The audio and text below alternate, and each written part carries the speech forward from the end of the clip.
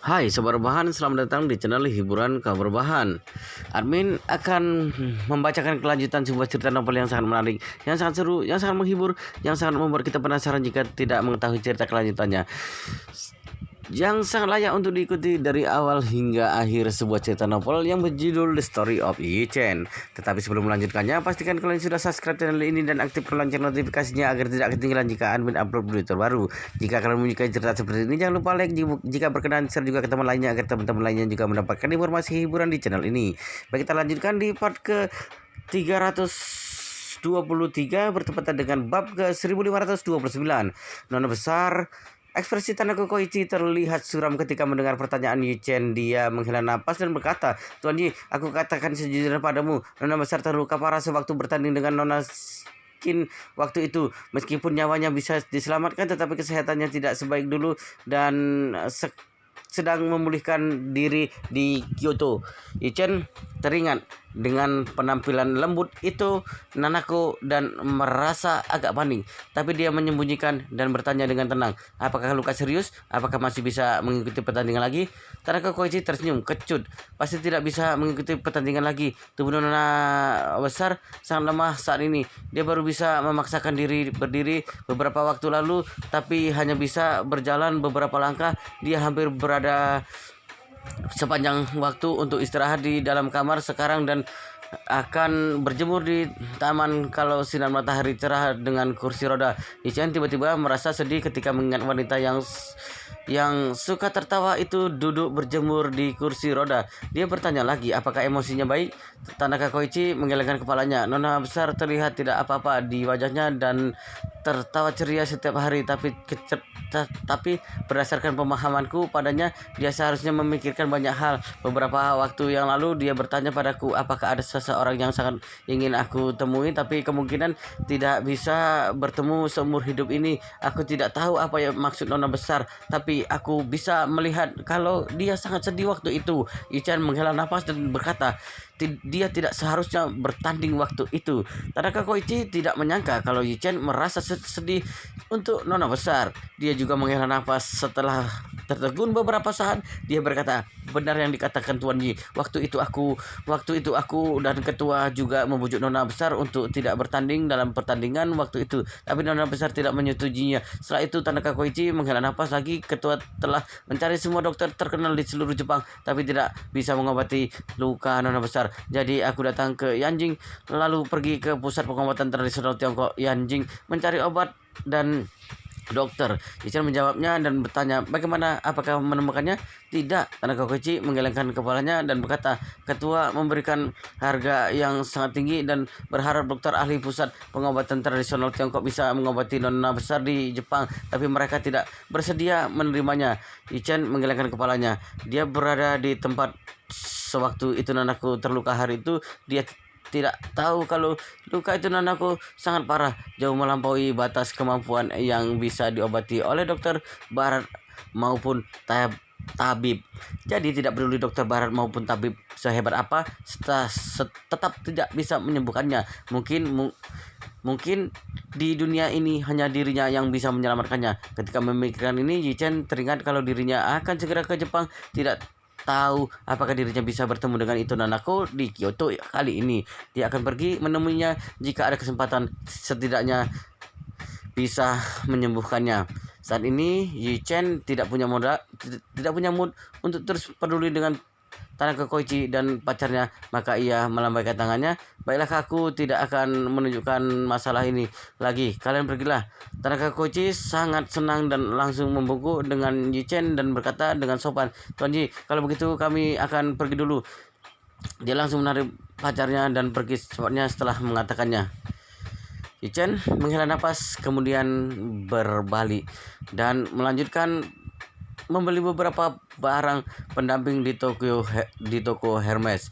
Dia langsung menggesek kartunya setelah harganya sudah mencapai 500.000 dan berjalan ke ruang tamu VIP sambil membawa beberapa kantong merek Hermes. Ketika Yi Chen tiba di ruang tunggu VIP, Dong Rolin sudah tiba.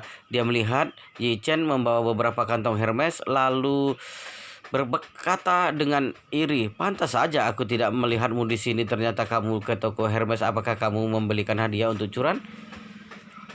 Ya, Yichen mengangguk. Tidak mudah bisa ke kota besar seperti Yanjing. Tentu saja harus membelikan hadiah untuk istri. Dong Rolin mencibir dan berkata, "Aku rasa kamu sangat misterius. Selembar foto tandangan tanda tangan bintang besar seperti Gyokuji akan laku ribuan yuan di situs online. Kamu sudah mengenalnya sejak kecil, tapi kamu bahkan tidak pernah mengungkitnya." Ichen berkata, "Bagaimana mungkin aku memakai orang untuk pamer? Bukankah itu mengkhianati kebaikan orang kepadaku?" Dong Rolin mengangguk pelan, "Benar juga." Setelah itu dia bertanya penuh minat, "Apakah Curan tahu kalau kalian sudah mengenal sejak dari kecil?" Ichen menggelengkan kepalanya. "Tentu saja tidak tahu. Sebenarnya aku tidak ingin memberitahukan kepada siapapun, tetapi aku tidak menyangka bisa bertemu denganmu di Houhai kemarin. Jika tidak, maka kamu juga tidak akan tahu."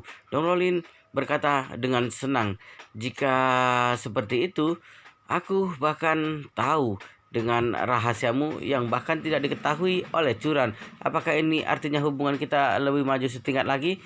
Yichen berkata tanpa daya, "Apa yang kamu pikirkan? Aku sudah mengatakan kalau kamu kebetulan menemukannya saja." Dong Rolin mendengus. "Tidak peduli kebetulan atau bukan, aku mengetahui lebih banyak satu rahasiamu dibandingkan Curan." Setelah itu dia menatap mata Yichen dan bertanya, "Yichen, ada beberapa banyak rahasiamu. Kamu terlihat misterius, seolah tidak bisa melihatmu sama sekali." Yichen tidak ingin dia bertanya tentang masalah ini, maka dia bercanda, "Apalagi yang tidak bisa dilihat? Kita pergi berendam air panas waktu itu. Aku hanya memakai celana renang. Kamu sudah melihat apa yang seharusnya dilihat. Tentu saja sisanya tidak bisa kamu lihat." Wajah Dong Rolin langsung merah. Dia segera teringat dengan hotel pemandian air panas waktu itu. Yichen memakai celana renang dan tubuh kekar Yichen membuat jantungnya berdebar. Meskipun wajahnya merah, dia tetap bertanya malu-malu, "Kenapa tidak bisa membiarkan aku melihat sisanya?" Yichen berkata dengan canggung, "Apakah ini perlu ditanyakan kenapa? Kita berdua adalah teman dan kamu adalah sahabat istriku, jadi tentu saja kamu tidak bisa melihat sisanya." Dong Rolin menunduk dan bergumam pelan, "Kenapa kamu menganggapku orang asing? Bukankah waktu itu kamu melihat bagian yang tidak boleh kamu lihat sewaktu aku terluka waktu itu? Bukankah kamu juga menyentuh bagian yang tidak seharusnya kamu sentuh?" Yichen berkata, "Ini dua hal berbeda. Aku melakukannya demi menyelamatkanmu waktu itu, bukan berbuat cabul." Dong Rolin menyunggingkan mulutnya dan memelototi Yichen. Dia berkata, "Siapa tahu kamu berbuat cabul atau bukan? Mungkin saja kamu menyelamatkan orang sekalian bersikap cabul." Setelah itu dia buru-buru berkata dengan serius, "Sebenarnya aku tidak keberatan kamu mengambil kesempatan padaku, meskipun banyak, tapi aku ikhlas."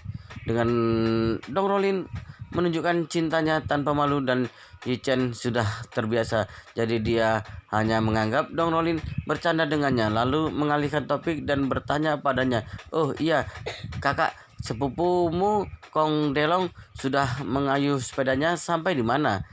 Dong Rolin menyunggingkan mulutnya dengan kesal. Dirinya tahu kalau Yichen selalu mengelak tentang urusan percintaan dirinya, jadi dia juga sudah terbiasa dengan sikap Yichen. Dia menjawabnya ketika melihat Yichen mengalihkan topiknya, "Pagi ini aku dengar dia sudah tiba di Jinhai, tapi dia masuk angin karena tidur di bawah jembatan pada malam hari." Yichen berkata, "Ketika dia sampai ke Jinling, kebugaran fisiknya seharusnya bertambah banyak." Dong Rolin tertawa, "Sebenarnya hukuman dirimu merupakan hal baik untuknya. Kakak sepupuku biasanya sombong dan sering membawa masalah untuk keluarga. Hanya saja tidak mendapatkan pelajaran sehingga tidak pernah takut. Aku percaya dia akan lebih berhati-hati setelah melewati hal ini." Yichen mengangguk, "Jika bukan karena memberimu muka, aku akan menyuruhnya menelan liontin Gyo itu sewaktu di pesta ulang tahun supaya dia harus menjalani operasi sekali lagi untuk mengeluarkannya. Orang seperti ini tidak akan jera dan harus dihukum sekali lagi supaya bisa mengingatnya." Dong Rolin melihat Yichen, "Aku tahu kamu melepaskan dia karena diriku. Aku akan membawa kakak sepupuku untuk mentraktirmu makan setelah dia tiba di Jinling dan minta maaf padamu. Ichen melambaikan tangannya. Tidak perlu. Minta dia merendahkan dirinya baik-baik di Jinling. Mungkin aku bisa membiarkan dia pulang lebih awal kalau penampilannya bagus. Waktunya bisa ditambah. Kalau penampilan jelek, Dong Rolin mengatupkan bibirnya dan berkata, kamu jangan terlalu tegas.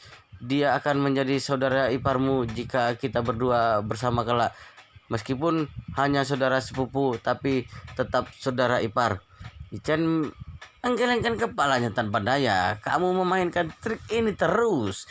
Hehehe. Dong Rolin berkata sambil tertawa. Siapa suruh aku menyukaimu? Pokoknya aku siap. Setiap saat kamu bisa mencariku kapan saja kalau kamu sudah berubah pikiran. Ichen mengabaikannya. Dia melihat layar dan berkata, sepertinya penerbangan kita sudah mulai naik penumpang VIP dan kelas bisnis. Mari kita pergi. Dong Rolin menjawab, iya. Dia berdiri merapikan barangnya sambil berkata, apakah kamu memberitahu Curan kalau kita pulang hari ini? Ichen mengangguk, aku memberitahunya lewat WeChat semalam. Dong Rolin bertanya sambil tertawa, Curan tidak cemburu bukan? Bagaimana mungkin cemburu? Yichen berkata, dia tahu kalau aku menghadiri pesta ulang tahun nenekmu dan aku memberitahunya kalau kamu kebetulan mau kembali dan kamu memesankan tiket untukku. Dong Rolin mengangguk sambil tertawa. Apakah kamu memberitahu Curan kalau kamu menghadiahkan sebuah kipas yang harganya puluhan juta? Tidak, Yichen berkata. Kamu jangan sampai mengatakan masalah ini kepada Curan. Dia tidak tahu kalau aku ada hubungan dengan ketua Dewan Gu. Aku tahu. Dong Rolin berkata dengan serius. Kamu tenang aja. Aku tidak mungkin memberitahunya. Ichen berlepas lega. Mereka berdua naik pesawat dari pintu VIP. Mereka berdua duduk berdampingan di kursi kelas pertama. Dong Rolin memilih kursi dekat jendela dan Yichen duduk di sampingnya. Setelah masuk ke dalam pesawat, Curan menelpon. Yichen bertanya sambil tersenyum. Suamiku, apakah kamu sudah naik pesawat? Sudah, Yichen berkata. Akan lepas landas dalam 20 menit lagi. Curan bertanya lagi, apakah Rolin bersamamu? Benar, Yichen mengaku, ada di sebelahku. Curan berkata, kamu harus jaga dia yang baik ya. Yichen berkata tanpa daya, bukan aku yang mengemudikan pesawat dan para pramugari yang mengurus makan minum semua orang di sepanjang jalan. Bagaimana aku bisa menjaganya? Dong Rolin yang berada di sebelahnya sengaja mendekati telepon dan berkata, kamu bisa memelukku ketika pesawatnya goyang supaya aku tidak terbang. Curan berpikir Dong Rolin hanya bercanda, maka dia berkata sambil tertawa, kamu harus memakai sabuk pengaman. Bagaimana kalau Yichen tidak keburu memelukmu? Dong Rolin tertawa. Aku tahu, Curan berkata sambil tertawa. Aku tidak ada pekerjaan hari ini. Aku akan menjemput kalian nanti. Baik, Dong Rolin berkata. Kalau begitu maka harus merepotkanmu. Curan tersenyum. Buat apa sungkan padaku? Selain itu, aku bukan hanya menjemputmu seorang. Aku juga akan menjemput Yichen. Dong Rolin berkata, baik. Kamu menjemput Yichen sekali menjemputku kan? Curan tertawa dan berkata, benar. Baik. Dong Rolin berkata tanpa daya. Aku sudah merasa puas karena kamu bisa menjemputku sekali. Curan berkata, kalau begitu sudah dulu ya, kita bertemu di bandara nanti. Baik. Setelah 2 jam penerbangan, pesawat mendarat dengan mulus di bandara Jinling. Yichen dan Dong Rolin keluar dari bandara bersama dan melihat Curan yang sedang menunggunya di sini. Yichen sudah merindukan Curan karena tidak bertemu beberapa hari. Dia melihat Curan mengenakan mantel panjang, dirinya terlihat luar biasa. Selama beberapa hari ini Curan juga sangat merindukan Yichen karena mereka berdua tidak pernah berpisah untuk waktu yang lama setelah menikah. Tidak akan terasa karena biasanya bertemu setiap hari, tapi akan terasa tidak biasa kalau ada salah satu dari mereka tidak ada di sisi dan selalu merindukannya. Curan segera maju ke depan ketika melihat Yichen keluar dan memeluknya dengan pelan. Setelah memeluk Yichen beberapa saat dia lalu memeluk Dong Rolin dengan malu. Dong Rolin sangat terkejut karena Securan tiba-tiba memeluk Yichen. Dia menyadari kalau sikap sahabatnya ini tampak telah mengalami beberapa perubahan, tapi dia tidak bisa menjelaskan apa perubahan itu. Yichen juga tidak menyangka kalau Securan akan memeluknya di depan Dong Rolin. Sepertinya perasaan istrinya terhadap dirinya ada kemajuan. Ini adalah pertanda baik. Setelah Securan memeluk Dong Rolin, dia baru menemukan kalau Yichen memegang beberapa kantong belanjaan Hermes. Dia bertanya dengan kaget, "Yichen, kenapa kamu membeli begitu banyak barang Hermes?" Yichen tertawa sambil tersenyum. Aku membelikan hadiah untukmu dan orang tuamu." Kecuran segera berkata, "Aduh, kenapa membeli merek semahal ini? Beli saja beberapa makanan lokal." Yichen berkata sambil tersenyum, "Bukankah aku sudah menghasilkan uang sekarang? Wajar saja kalau menghabiskan uang untuk keluarga." Securan berkata dengan serius, "Kamu akan membuat ibu menjadi manja. Apakah kamu tidak tahu siapa dirinya? Kamu membelikan begitu banyak barang mahal untuknya. Dia akan minta lebih banyak sekarang." Yichen tersenyum, "Aku sebenarnya membelikan tas edisi terbatas untukmu dan membelikan ibu barang pendamping biasa untuk ibu." Securan berkata, "Kalau begitu kamu telah menghabiskan banyak uang." Yichen berkata, "Kamu tidak perlu khawatir. Lagi pula uang ini mudah didapat. Kita pulang dan bicarakan di rumah saja." Ketika meninggalkan bandara, Yichen mengendarai BMW Securan dan mengantar Dong Rolin kembali ke Hotel Buckingham Palace terlebih dahulu. Di dalam perjalanan, Securan mengundang Dong Rolin tinggal di rumahnya sekali lagi, tapi Dong Rolin tetap tidak mau. Meskipun tinggal di Thomson kelas atas dan bisa lebih dekat dengan Yichen, tapi Dong Rolin takut dengan Malan dan Su Changkun benar-benar mengerikan ketika kedua orang ini bertengkar. Dirinya yang orang luar merasa malu melihatnya. Selain itu, dia juga merasa ada sebuah bom waktu di keluarga Xiao. Bom waktu itu adalah pacar pertama Su Changkun, yaitu Han Meiking. Malan masih tidak tahu dengan masalah Han Meiking, tapi bisa bertengkar hebat bersama Su Changkun. Jika dia mengetahuinya, mungkin akan terjadi perang dunia ketiga. Jadi dia berpikir lebih baik dirinya menjauhi Thomson kelas atas karena lumayan enak tinggal di Hotel Buckingham Palace. Meskipun tinggal di hotel sendirian agak sepi, tapi setidaknya lebih bebas. Meskipun kamarnya berantakan, tapi dia bisa membiarkan sewaktu keluar. Dia pergi hari lalu membersihkannya ketika pulang nanti. Jadi dia tidak bersedia kembali ke Thomson kelas atas lagi. Setelah mengantarkan Dong Rolin, Yichen pulang ke rumahnya bersama Securan bertanya penuh perhatian, "Yichen, apakah kamu sudah selesai melihat pensi rumah Nonagu?" "Sudah," Yichen berkata sambil tersenyum. Keluarga mereka sangat puas dan memberikan penilaian bintang 5. Securan merasa tenang dan berkata, "Baguslah kalau puas, jadi kita bisa mendapatkan uang dengan tenang." Setelah itu dia bertanya kepada Yichen lagi, "Kamu membeli begitu banyak Hermes, kamu tidak mengeluarkan uang yang banyak bukan?" Yichen berkata seadanya, "Total menghabiskan sekitar 1 juta." "Ah, 1 juta?" Securan merasa pusing dan berkata dengan kaget, "Kenapa kamu menghabiskan uang sebanyak itu? Kamu membeli barang mewah seharga 1 juta. Biaya hidup sekeluarga kita selama 1 tahun tidak sampai 1 juta." Yichen berkata sambil tersenyum, "Ini barang mewah, tentu saja mahal." Setelah itu Yichen menghentikan mobil di pinggir jalan dan mengambil tas Hermes kulit buaya edisi terbatas yang dia belikan untuk Securan dari kursi belakang dan memberikannya ke Securan, berkata sambil tersenyum, "Buka dan lihatlah." Securan membuka bungkus dan dengan hati-hati dia terlihat kaget melihat tas yang cantik itu.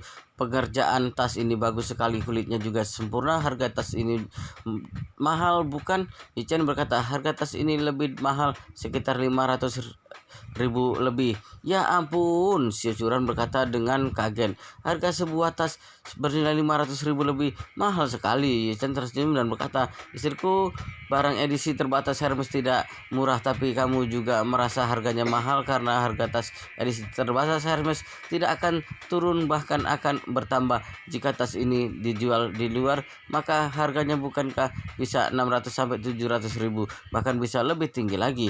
Securan merasa bingung, tapi tas ini terlalu mahal. Aku merasa sayang memakainya. Selain itu, identitasku juga tidak pantas memakai tas semahal ini. Bagaimana kalau kamu menjualnya kepada orang lain saja? Yichen segera berkata, tidak bisa, ini adalah hadiah yang aku pilihkan untukmu, tidak boleh dijual. Dia berkata lagi setelah itu, istriku, kamu pakai saja tas ini. Kita akan membeli yang baru lagi kalau sudah rusak. Suamimu adalah master feng shui. Orang penting sekarang, tidak ada apa-apanya kalau kamu, istriku, memakai tas seharga 500 ribu lebih, bukan? Jika kamu tidak memakainya, mungkin orang lain akan membicarakanku kelak. Mungkin aku akan mengatakan aku terlalu pelit. Aku menghasilkan begitu banyak uang tetapi bahkan tidak membelikan tas yang lebih bagus untuk istriku. Securan melihat sikap tegas si Chen dan kata-katanya lumayan masuk akal, maka dia menghela napas dan berkata, suamiku, aku akan mendengarkanmu, terima kasih. Chen tersenyum dan berkata, tidak perlu sungkan dengan suamimu. Wow, luar biasa sekali guys, ceritanya sangat seru, sangat menarik, sangat menghibur, sangat membuat kita penasaran jika tidak mengetahui cerita selanjutnya. Tapi sepertinya di part ini, di video ini cukup sampai di sini dulu, dan kita akan lanjutkan di part berikutnya di video selanjutnya. Jangan lupa subscribe dan aktifkan lonceng notifikasinya agar tidak ketinggalan jika admin upload videonya, jika admin upload video terbaru. Jika kalian menyukai cerita seperti ini, jangan lupa like, jika berkenan share juga ke teman lainnya agar teman lainnya juga mendapatkan informasi hiburan di channel ini. Baik, kita lanjutkan di part berikutnya di video selanjutnya.